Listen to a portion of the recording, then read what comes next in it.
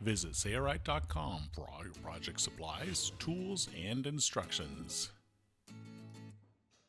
Hi, I'm Eric Grant with Sailrite. In this short tutorial video, we're going to demonstrate using the HandyPress to install lift-the-dot studs. The lift-the-dot stud dies that we're going to be using are designed for the press and snap tool, but they work great in the HandyPress, so we're going to show you how they work in this tool. This is a lift-the-dot stud in a fabric application, and if you turn it over, this is a traditional method of using a two-prong that's bent over a washer here. So this is the traditional approach to installing these studs. If we use the dies in the HandyPress or the press and snap tool, it has a rivet that's rolled around a washer like that. Here's how the lift-the-dot fastener works for a cloth-to-cloth application. The socket snaps over the stud, and the dot on the front is the only side that will lift off of the stud, so it locks everywhere else. Before we get started, you need to know that the HandyPress may just be the best hand press ever made.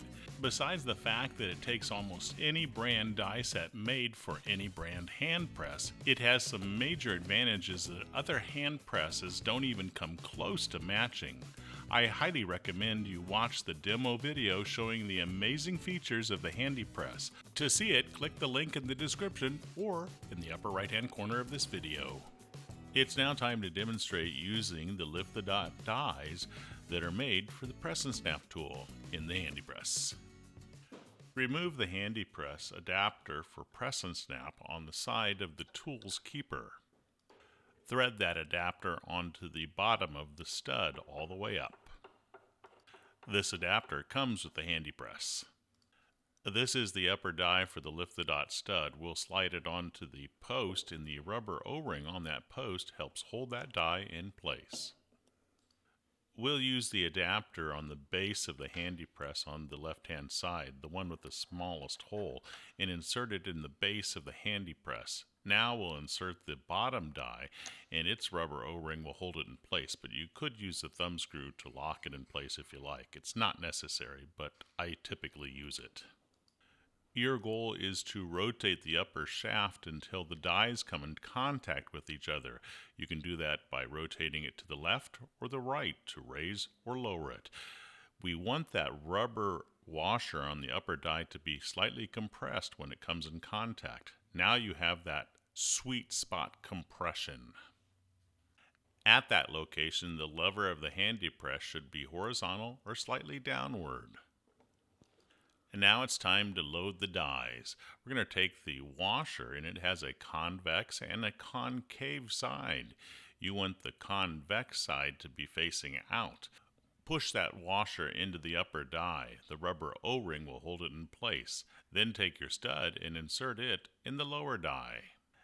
Now we'll take our fabric assembly. This is 4 layers of a Sattler marine grade fabric, and depress the lever of the tool to insert the fastener in our hemmed edge. Because we adjusted this shaft for the sweet spot compression, it is super easy to depress the lever to install these fasteners. And there's what it looks like. The top is nice and secure. You can't even roll it with your fingers. Now that the tool is set up perfectly, all you need to do is reload the dies and then depress the lever to install a fastener wherever you'd like in your fabric assembly. If you'd like to be extremely accurate as far as fore and aft placement of that fastener, consider purchasing the HandyPress sliding backstop for use with lower dies, as seen here.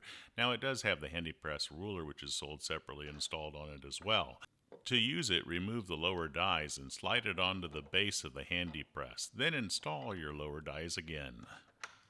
Now you can take your fabric assembly and position that backstop so that you install the fastener the same distance from the hemmed edge of the fabric every time.